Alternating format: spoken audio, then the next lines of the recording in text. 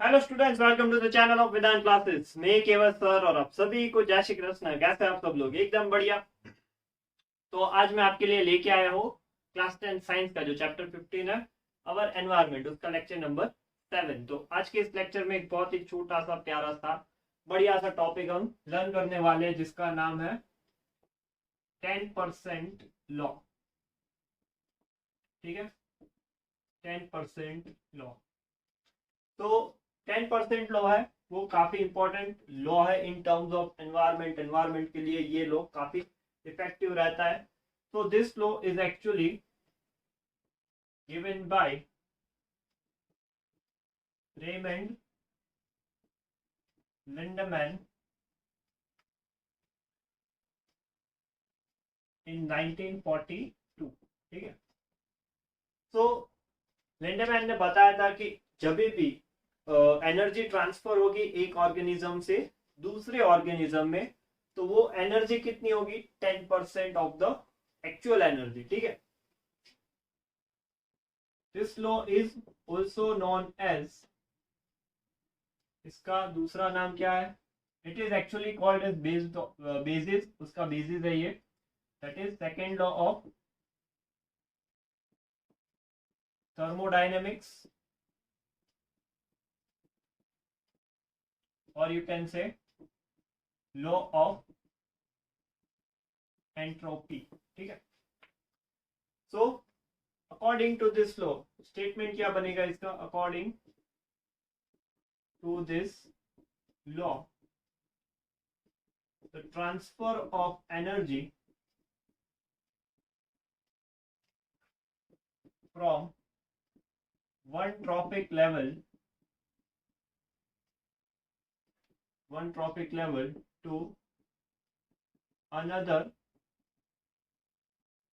trophic level.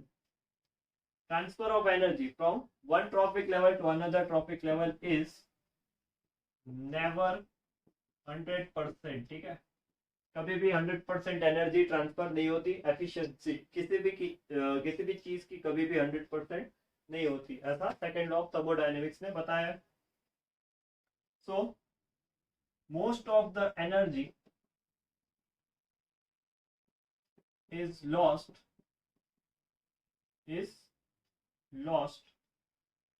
in the environment in form of heat। ठीक है। ज्यादातर एनर्जी है वो एनवायरमेंट में लॉस्ट हो जाती है। दैट एक्चुअली मीन्स कि वो एनर्जी जो ऑर्गेनिज्म है वो उसमें कंज्यूम हो जाती है। मान लो कि ए ऑर्गेनिज्म से बी ऑर्गेनिज्म में एनर्जी ट्रांसफर हो रही है, तो ए की जो 10% एनर्जी होगी वही ट्रांसफर होगी। रेस्ट 90% है वो खुद के डाइजेशन में, रेस्पिरेशन में। सो वो सारी प्रोसेस में ए है वो यूटिलाइज करता रहेगा उस एनर्जी को। So that thing is known as energy lost in the environment. ठीक है। तो वो उसका खुद का कंजप्शन रहता है उतना, और 10% एनर्जी है वो मीट के फॉर्म में या फ्लैश के फॉर्म में ट्रांसफर होती है। So most of the energy is lost in the environment in form of heat. ठीक है। So actually about 10% of energy is transferred। तो एक्चुअली जो 10% एनर्जी होगी वही से ट्रांसफर होगी। तो फॉर एन एग्जांपल यहाँ पे देख लो। मान लो कि कोई एक प्रोड्यूसर है, ठीक है, उसको हर्बीवरस खा रहा है, तो ये हो गया प्राइमरी कंज्यूमर। ठीक है, हो गया प्राइमरी कंज्यूमर। उसको किसी सेकेंडरी कंज्यूमर ने खा लिया। प्राइमरी कार्निवर भी बोलते हैं इसको, टॉपिक लेवल में बताया था मैंने। उसको टर्शियरी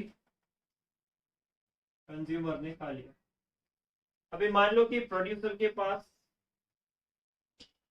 5000 जूल एनर्जी है। ठीक है। तो 5000 का 10% इस पे ट्रांसफर करना है। तो 10% ऑफ 5000 आपको बनाना है। ठीक है, कैलकुलेट कर लो। 0 0 सही होगा 500। ओके।